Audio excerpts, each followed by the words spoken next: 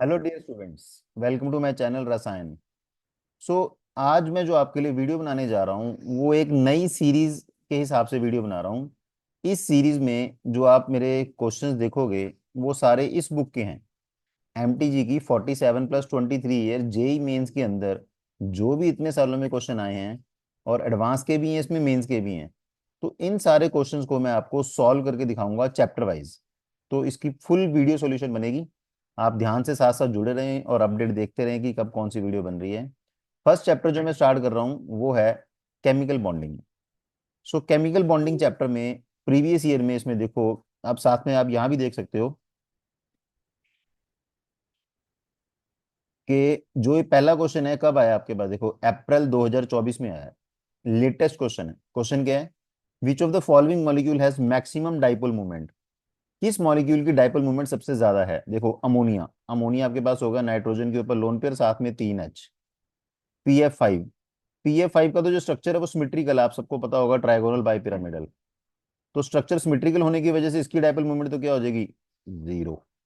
ठीक है। Methane. Methane क्या है? टेट्राहेड्रल, इसकी डाइपोल मोमेंट भी क्या होगी? जीरो। लास्ट है NF3। NF3। अब NF3 और NH3, ये आपका एनसीईआरटी का क्वेश्चन है केमिकल बॉन्डिंग चैप्टर का, कि किसकी डाइपोल मोमेंट ज्यादा है। तो इसका आंसर आप सबको पता होगा अमोनिया, क्योंकि नाइट्रोजन के जो डाइपोल्स हैं ये ऊपर की तरफ, लोन पेयर वाला भी ऊपर की तरफ। पर इस केस में नाइट्रोजन का जो लोन पेयर है वो ऊपर की तरफ, पर फ्लोरीन इज मोर इलेक्ट्रोनेगेटिव, तो ये नीचे की तरफ। तो इसमें आंसर जो आएगा वो आपके पास आएगा अब ए। ठीक है। नेक्स्ट है arrange the following in increasing order of ionic character. देखो बेटा, फिर इसमें अगर आप क्वेश्चन देखो, ये वाला जो क्वेश्चन है 2024 में आया है, ये डायरेक्ट एनसीईआरटी का क्वेश्चन है। डायरेक्ट बैक एक्सरसाइज में आपको क्वेश्चन मिलेगा। इसका जो आंसर है वो है N2 की डाइपोल मूवमेंट, जो अपना कोवलेंट करेक्टर है वो सबसे ज्यादा होगा और आयनिक करेक्टर सबसे कम होगा। N2 के बाद आएगा SO2। ये ग्रुप 15 का है, ये ग्रुप 16 का है। इसके बाद सिंगल बॉन्ड वाला ClF3। इसके बाद K2O। और इसके बाद क्या आएगा? LiF। ये इसका रीजन क्या है? LiF के अंदर इलेक्ट्रोनेगेटिविटी का जो डिफरेंस है वो मैक्सिमम है। More the difference in electronegativity, more is आयनिक। ठीक है। तो इसका आंसर आप देख लेते हैं कौन सा बनेगा अब यहाँ से। फर्स्ट ही बन गया। नेक्स्ट क्वेश्चन फिर से देखो भाई, 2024 का ये लेटेस्ट क्वेश्चन है। Choose the polar molecule. अब इथीन जो है वो नॉन पोलर है। CCl4 नॉन पोलर है, कैंसिल आउट हो जाएगी। CO2 भी नॉन पोलर है, तो इसमें पोलर कौन है? सिर्फ CHCl3, क्योंकि इसके अंदर चारों जो बॉन्डेड एटम है वो सेम नहीं है। चारों अगर बॉन्डेड एटम सेम होते, CCl4 होता जैसे थर्ड ऑप्शन है, तो उसकी क्या आनी थी? जीरो। तो पोलर कौन हुआ इसमें? अकेला B option, chloroform. Next, which of the following is least ionic? Least ionic में COCl2, KCl, BaCl2 और AgCl। तो ये भी लेटेस्ट क्वेश्चन है 2024 का। इसका आंसर आएगा AgCl, क्योंकि AgCl में अब ये देखो, आप निकाल तो वैसे इलेक्ट्रोनेगेटिविटी डिफरेंस के साथ ही सकते हो कि इलेक्ट्रोनेगेटिविटी डिफरेंस इसके अंदर क्या है? काफी कम। बाकी अब ये भी देख सकते हो, एक आपने पढ़ा होगा फजन्स रूल के अंदर pseudo inert gas configuration. Ag positive की जो कॉन्फिगरेशन है वो है 4D10। Ag पॉजिटिव है आपके पास 47, और एक लूज करके ये बन जाएगा 46। अब आपको ये लगता होगा कि ये जो कॉन्फ़िगरेशन है क्या होगी? स्टेबल। जैसे मान लीजिए आप देखिए 288, 18, 1832, ये तो आपके मैजिक नंबर। पर अगर मैं इसको ऐसे लिख दूं 2, 8, 18, 18, देखो ये होगा 10, 10 + 18, 28, 28 + 18, 46। तो वैसे अपने को लगता है कि ये क्या है? Noble gas. पर ये नोबल गैस नहीं है। 46 पे कोई भी नोबल गैस नहीं है। तो इसको हम क्या बोलते थे? Pseudo inert gas. मतलब ये एक्चुअल में लूज करके कोई स्टेबल नहीं हो रहा, ये बहुत ज्यादा। जैसे सोडियम है, सोडियम लूज करेगा तो वो क्या होगा? स्टेबल। Noble gas configuration. इनकी नोबल गैस कॉन्फ़िगरेशन नहीं बनी। तो इसका मतलब ये होगा कि सिल्वर क्लोराइड के अंदर कौन सा करेक्टर ज्यादा हुआ फिर? कोवलेंट। तो least ionic is AgCl। Next है the pair from the following in which both the compounds with net non zero dipole moment. जिसके अंदर दोनों की डाइपोल मोमेंट ही नॉन जीरो है। तो ये तो बस बड़ा सिंपल क्वेश्चन है भाई, सी। अब अगर आपने इसमें +2 का आप चैप्टर देखो, हेलो एल्केन हेलोरीन, तो देखो क्वेश्चन तो चाहे +1 का है, अब मैं चाहे वीडियो +1 के हिसाब से ही बना रहा हूँ, बट जेई का मेन पेपर को आपने देना है +1 +2 करने के बाद ही देना है ना, तो उसमें आपको हेलो एल्केन हेलोरिन की बैक एक्सिस का क्वेश्चन है कि CH2Cl2 भी पोलर है, CH Cl3 भी पोलर है, दोनों में से ज्यादा किसकी डायपोल मूवमेंट है? CH2Cl2 की। 1,4 डाइक्लोरोबेंजीन ये भी उसी चैप्टर में है, इसकी डायपोल मूवमेंट क्या हो जाएगी? कैंसल। बेंजीन नॉन पोलर है, सिस और ट्रांस में से ट्रांस वाले की हो जाएगी कैंसल, तो इसका आंसर क्या आएगा? क्लोरोफॉर्म, जिसकी क्या है? Non zero, chloroform and dichloromethane. Next जो 6th क्वेश्चन है, ये भी देखो, फिर देखो ये ऊपर वाला क्वेश्चन 23 में है, ये वाला क्वेश्चन भी 23 में है, ये भी डायरेक्ट आपको एनसीईआरटी में मिलेगा। तो इसीलिए आप जेई की अगर आप तैयारी कर रहे हैं, चाहे नीट की तैयारी कर रहे हैं, आपको एनसीईआरटी पे फोकस करना ही पड़ेगा। विच of the following is true? All these structures are dynamic equilibrium with each other. Each structure exists for equal amount of time. Carbonate as a single structure that is resonance hybrid. तो आपने बेटा resonance के अंदर एक point पढ़ा होगा, अभी जितने भी रेजोनेटिंग स्ट्रक्चर है, they do not have real existence. उनमें से कौन सा सही रियल एग्जिस्ट करता है? सिर्फ रेजोनेंस हाइब्रिड। तो इसके हिसाब से जो इसकी ऑप्शन सही है दैट इज सी। ठीक है। नेक्स्ट फिर देखो 7th क्वेश्चन, ये भी 2023 के अंदर आया है, इन्होंने पूछा ऑर्डर ऑफ कोवलेंट। अब कोवलेंट देखने के लिए इसके अंदर जो रूल लगेगा वो है फजन्स रूल। फजन्स के लिए मैं एक बार आपको पॉइंट बता देता हूँ। स्मॉलर के टाइम तो ज्यादा कोवलेंट होगा, अगर मैं कहता हूँ लार्जर A9 तो ज्यादा कोवलेंट होगा। तो जैसे मान लो पहली ऑप्शन देखो, KF और KI, तो KF और KI में से कौन ज्यादा कोवलेंट होगा? KI, यानी कि ये गलत हो गया। KF और KI में से कौन ज्यादा होगा? KI, सेकंड ऑप्शन का ये सही है। LIF और KF में से कौन ज्यादा होगा? LIF, क्योंकि LIF में के टाइम क्या है? छोटा, यानी कि एक बी तो आ ही गया। पर आंसर एक से ज्यादा है तो अब अगले भी चेक करने पड़ेंगे। SnCl4 क्या होगा? ज्यादा कोवलेंट, +4 स्टेट में है। SnCl2 +2 में है, तो SnCl2 क्या होगा? आयनिक। SnCl4 क्या होगा? कोवलेंट। CuCl और NaCl मैंने अभी अभी यहाँ आपको समझाया है, सूडो इनर्ट गैस कॉन्फ़िगरेशन, ये वाला जो काम चल रहा है, तो इसके हिसाब से सी वाला ऑप्शन भी सही है। LIF और KF में से LIF सही है, CuCl NaCl एक अलग है। KF और KI में से KI ज्यादा कोवलेंट क्योंकि A9 बड़ा है। CuCl और NaCl में से CuCl ज्यादा कोवलेंट है, तो B, C और E, तो B, C, E कौन सी ऑप्शन है? C। ठीक है। Which of the following pair of the molecule contains odd electron molecule and expanded octet molecule? देखो ऑड इलेक्ट्रॉन, ऑड इलेक्ट्रॉन मतलब जिसके अंदर ऑड नंबर ऑफ इलेक्ट्रॉन हो, तो इसमें बस एक ही ऑप्शन लग रही है मेरे को तो यार, ये सिंपल सिंपल सीधी देखो, NO। NO में नाइट्रोजन के कितने इलेक्ट्रॉन है? 5, और O के कितने हैं? 6। कितने हो गए? 11। और सल्फ्यूरिक एसिड जो है, सल्फ्यूरिक एसिड का ये स्ट्रक्चर होता है,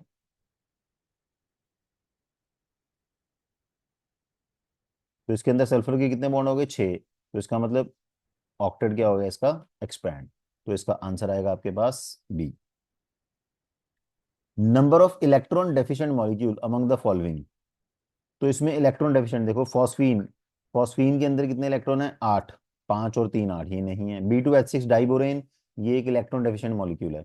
CCl4 नहीं है, इसके पूरे 8 इलेक्ट्रॉन है। अमोनिया नहीं है, इसके पूरे 8 इलेक्ट्रॉन है। LiH तो एक आयनिक कंपाउंड है। और BCl3 ये भी इलेक्ट्रॉन डेफिशिएंट है, तो इसका आंसर आएगा 2, BCl3 और डाइबोरेन। ठीक है। Identify the species having one, ये 10th करा रहा हूँ, having one pi bond and maximum number of canonical structure of the, दोबारा पढ़ते हैं एक बार, identify the species having one pi bond, एक पाई बॉन्ड हो, and maximum number of canonical forms. अच्छा ठीक है, तो ये बेटा सिंपल ही है, एक बार ये साफ कर दूं सारा।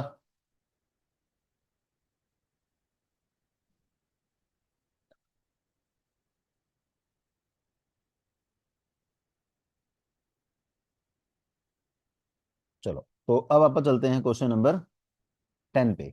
सो 10 क्वेश्चन के अंदर जो कार्बोनेट है, कार्बोनेट का जो स्ट्रक्चर है वो देखो आप, ये है, इसके अंदर एक पाई बॉन्ड है, और इसके रेजोनेटिंग जो स्ट्रक्चर बनेंगे वो 3 बनेंगे।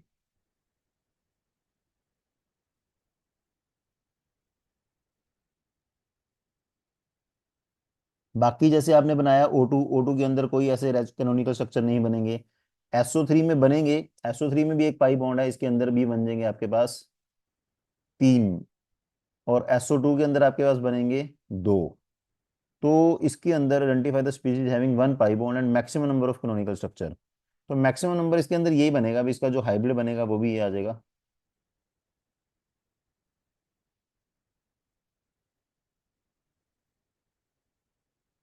ये। तो मेरे हिसाब से इसका आंसर आएगा कार्बोनेट आए। नेक्स्ट ग्राफ दिया आपको, inter nuclear intermolecular potential energy diagram given है आपको, आपको बताना क्या है इसके अंदर। D is more electronegative, large bond, ठीक है। तो इस ग्राफ को अगर आप ध्यान से देखो, जिसकी एनर्जी सबसे कम है, एनर्जी सबसे कम किसकी है, ये ए बी बॉन्ड की। जिसकी एनर्जी सबसे कम है, इसका मतलब हो गया सबसे ज्यादा क्या है, सबसे ज्यादा स्टेबल। तो बस सिंपल है, फिर तो डी आंसर आ गया। A B has the stiffest, stiffest मतलब सबसे स्ट्रांग बॉन्ड होगा इसके अंदर, क्योंकि ए बी की एनर्जी कम है, जिसकी एनर्जी कम है इसका मतलब उसका मॉलिक्यूल क्या है, stable. Twelfth, dipole movement of CCl4 chloroform methane are in the order. तो मीथेन और जो CCl4 हैं दोनों तो जीरो होगी डाइपोल मूवमेंट, यानी कि दोनों की सेम। और क्लोरोफॉर्म क्या पोलर, तो इसकी क्या होगी, ज्यादा। तो इसका मतलब इसका आंसर आपके पास बन जाएगा फर्स्ट। मीथेन और CCl4 की होगी जीरो, और क्लोरोफॉर्म की इनसे ज्यादा। सो पहले 12 क्वेश्चन उम्मीद करता हूँ आपको समझ आ गए होंगे। अब चलते हैं नेक्स्ट शीट के ऊपर। तो नेक्स्ट शीट के अंदर आपका पहला जो क्वेश्चन है वो देखो क्या है। अ, एक मिनट पढ़ते हैं ध्यान से। Which of the following molecule contain no covalent bond, किसके अंदर कोवलेंट नहीं है। तो इसमें से जो KCl है, सॉरी एक मिनट।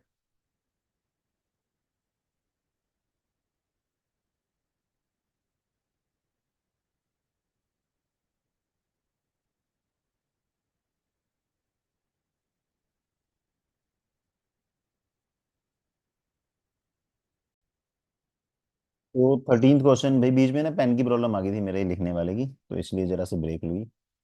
13th क्वेश्चन है, which of the following compound contains no covalent bond. तो जो KCl है वो तो आपको पता है आयनिक है। PH3 ये कोवलेंट है। ओजोन ऑक्सीजन ये कौन सा हो गया आपका, कोवलेंट। ये भी कोवलेंट। आपको क्वेश्चन है which contain no covalent bond. तो एक तो KCl आ गया, और B2H6 ये हो गया आपका कोवलेंट। सल्फ्यूरिक एसिड के अंदर आएंगे कोवलेंट, तो इसका आंसर आएगा सिर्फ KCl। सिर्फ KCl का मतलब सी आंसर आएगा बस। 14th क्वेश्चन आपके पास है हाइड्राजोइक एसिड। हाइड्राजोइक एसिड देखो क्या होता है, देखो अगर मान लो मैं लिखता हूँ NH3 तो इसको बोलते हैं अमोनिया। अगर मैं लिखता हूँ HN3 तो इसको बोलते हैं हाइड्राजोइक एसिड। HN3 का जो स्ट्रक्चर है वो ये होता है HN double bond N double bond N, और इसके ऊपर आएगा प्लस चार्ज। ठीक है, इसके ऊपर चार्ज आएगा माइनस। अब ये आपके पास इसका स्ट्रक्चर है हाइड्राजोइक एसिड का। अगर मैं इसमें रेजोनेंस करूं तो ये यहाँ पर और ये यहाँ पर, इसका मतलब HN इसके ऊपर नेगेटिव, यहाँ सिंगल बॉन्ड, यहाँ ट्रिपल बॉन्ड। नेगेटिव चार्ज खत्म हो जाएगा, इसके ऊपर पॉजिटिव रहेगा ही रहेगा, क्योंकि इसके बॉन्ड कितने हैं, चार। अब इसका मतलब क्या हुआ, जो इस जगह का बॉन्ड ऑर्डर है, इस जगह का स्पेशली, ये दो से कम है। इस जगह का बॉन्ड ऑर्डर दो से ज्यादा है। तो इन्होंने 1 और 2 के हिसाब से पूछा, 1 कौन सा है इसमें डायग्राम के हिसाब से ये, इसका आंसर आएगा फिर लेस देन 2, इसका आंसर आएगा ग्रेटर देन 2। देखें कौन सा ऑप्शन है, सी। सी आंसर आ गया बस इसका। ठीक है। नेक्स्ट है द मोस्ट पोलर को कंपाउंड। मोस्ट पोलर के लिए आपको देखना पड़ेगा डाइपोल मोमेंट। तो डाइपोल भाई इसकी जाएगी ऊपर, और इसकी भी तकरीबन ऊपर। इसकी ऊपर, इसकी नीचे कैंसिल होगा ये तो, इसमें है ही नहीं। इसकी ऊपर की तरफ है, और इसकी भी अपोजिट डायरेक्शन में जा रही कैंसिल, तो इसका आंसर आएगा ए। डाइपोल मोमेंट सबसे ज्यादा किसकी होगी, मोस्ट पोलर कौन होगा, A. The intermolecular interaction is dependent on the inverse cube of the distance. Inverse cube जो है वो H बॉन्डिंग डिपेंड करती है। H bond varies with 1/r⁻³ जो लंदन फोर्स है, इट वेरीज विद 1/r⁻6, तो इसका आंसर आएगा B, H bonding. Next molecule AB has a bond length of 1.61 angstrom and the dipole moment दी हुई है इसकी, द फ्रैक्शनल चार्ज। अच्छा ये तो न्यूमेरिकल आ गया। तो ये बेटा आपको करना पड़ेगा अब, mu is equal to Q into D. Mu आपको दी हुई है कितनी, 0.38। डी बाई के लिए आपको लगाना पड़ेगा 10⁻⁻18 ESU सेंटीमीटर। क्यू, क्यू आपको दिया नहीं हुआ है। डी दिया हुआ है 1.617 10⁻⁻8। तो यहाँ से क्यू आएगा आपका 0.38 10⁻⁻18 ओवर 1.617 इंटू 10⁻⁻8। तो ये भाई अब डिवाइड करके देखना पड़ेगा आपको कितना आएगा। तो आपको चलो इसको सॉल्व करके देखो आप, जो भी इसका आंसर आएगा। इसके बाद जो आपको निकालना है फ्रैक्शनल चार्ज। फ्रैक्शनल चार्ज निकालने के लिए ये जो आपके पास आया 0.38 इंटू 10⁻, ये बन जाएगा आपका -10, नीचे है 1.617। इसको आपको डिवाइड करना पड़ेगा बाय बाय जो इसका अपना चार्ज होता है 4.8 10⁻⁻10 ESU। तो ये 10⁻10 भी कैंसिल ही हो गया वैसे तो देखें भाई कितना बन गया, 0.38 ओवर ये 16 अपन ये C 7.6 बन गया। मेरे को लगता है नियरली, मेरे को लग रहा है भाई, एग्जैक्टली मेरे को नहीं पता कितना बनेगा ये, मैं अंदाजे से बना रहा हूँ। तो ये कट गया 31/20, मेरे को लगता है 0.05 आएगा। बाकी आप कैलकुलेशन चेक कर लेना यार, मेरे हिसाब से बी आंसर बन रहा है। ठीक है। Which of the following compound exhibits maximum dipole moment. Maximum dipole moment देखो इसके अंदर किसकी होगी, जो नाइट्रो है ये तो विड्रॉइंग ग्रुप आ गया, नाइट्रो यहाँ विड्रॉइंग है और अमीन यहाँ पर रिलीजिंग है। तो ये ऊपर को देगा, ये खींचेगा बस, ठीक है फिर बी ऑप्शन। तो ये भाई विड्रॉ करेगा और ये रिलीज करेगा, ये भी विड्रॉ करेगा, ये रिलीज करेगा। पर इसके अंदर क्या होगा, डायरेक्शन भी ऑलमोस्ट सेम है, पर इसके अंदर बिल्कुल सेम डायरेक्शन है, तो इसलिए इसमें नेट एड अप हो जाएगी और आंसर बनेगा आपके पास बी। 19th क्वेश्चन, ये मेंस 2014 में आया, ये पहले नीट के पेपर में भी आया, किसके अंदर नॉन जीरो है। अब अगर मैं स्ट्रक्चर देखूं तो ऐसा लगेगा यार कि सबके अंदर ही जीरो है, बट एक्चुअल में इसके जो स्ट्रक्चर हैं वो अल्कोहल फैमिली वाला जो है और एक थायो अल्कोहल फैमिली वाला, उसका स्ट्रक्चर कुछ इस तरह से है। इसी तरह थायो अल्कोहल फैमिली, थायो अल्कोहल मतलब SH वाला। तो इन दोनों की जो डायपोल मोमेंट है वो क्या होगी, नॉन जीरो। तो इसका ऑप्शन आएगा इसके हिसाब से 3 और 4 वाला, 3 और 4 वाला मतलब ए आंसर आएगा। ठीक है। नेक्स्ट है, एक मिनट स्क्रीन खाली कर लें।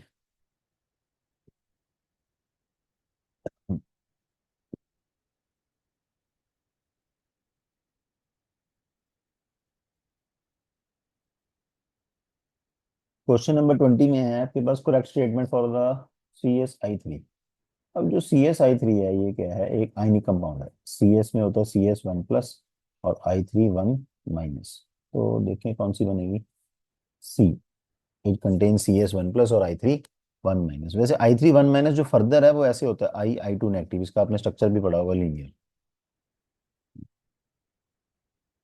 21 क्वेश्चन ही आ गया आपके पास, बोर्न हैबर साइकिल। ये आपको दे दी इन्होंने सब्लिमेशन, ये दे दिया आपको इन्होंने आयोनाइजेशन, और ये दे दी डिसोसिएशन। ये तीनों है रिक्वायर्ड, ये तो होनी है प्लस। ये आपको निकालनी है Li+F, ये क्या होगी आपकी लैटिस इंथैल्पी, और ये होगी आपकी डेल्टा FH फॉर्मेशन। सो पहले वो फॉर्मूला लिखते हैं डेल्टा FH। डेल्टा FH किसके इक्वल होता है, एक सबसे पहले सब्लिमेशन, सब्लिमेशन के बाद आयोनाइजेशन, आयोनाइजेशन के बाद डिसोसिएशन। डिसोसिएशन हाफ होती है वैसे, पर वो हाफ ही दी हुई है आपको पहले ही। तो साथ में होती है डेल्टा EGH, साथ में होगी आपके पास U। ये 5 होगी। डेल्टा FH आपको दे दी इन्होंने -617। सब्लिमेशन कितनी है 161, आयोनाइजेशन कितनी है 520, डिसोसिएशन 77, ये आपको निकालनी है। और ये है -147। चलो देखते हैं, तो ये हो जाएगा -617 + 1047 इज इक्वल टू, तो कैलकुलेशन बड़ा लंबा काम है यार, एक तो 7 और 1 8 हो गया, 6 2 8, 8 और 7 15, एक कैरी हो गया, 5 6 और 7 520, 600 700, चलो ठीक लग रहा है। तो यहाँ पर ये आपके पास आ गया 6 और 4 10, 430 is equal to 758 plus delta E G H. तो डेल्टा ई जी एच क्या आ जाएगी, 430 माइनस 758। तो 4 और 3, 328 बन रहा है, ठीक है। सो सी आंसर बन गया इसका। तो ये भाई मैंने जो इसमें अप्लाई किया सारा, ये बोर्न हेबर साइकिल है। डेल्टा एफ एच इन 5 के सम के इक्वल होता है, वैल्यू सारी आपको दी हुई थी, मेन बस कैलकुलेशन ही थी इसके अंदर। 22 नंबर क्वेश्चन है, among the following molecule with the lowest dipole moment. तो ये बेटा फिर आपका +2 का बुक का क्वेश्चन है। वैसे लोएस्ट डाइपोल मोमेंट इसके अंदर होगी CCl4 की, इसकी क्यों होगी 0। अगर वो पूछे मैक्सिमम तो वो भी बताता हूँ, वो आएगी CS3Cl की। Among the following maximum covalent character. तो सबसे ज्यादा कोवलेंट, कोवलेंट फिर से ये किसका क्वेश्चन बन गया, फजन रूल का। फजन बड़ी बार रिपीट हो रहा है यार, देखो। तो इसमें आता है फैक्टर क्या थे, एक तो साइज ऑफ केटाइन, एक एनाइन, और एक था चार्ज।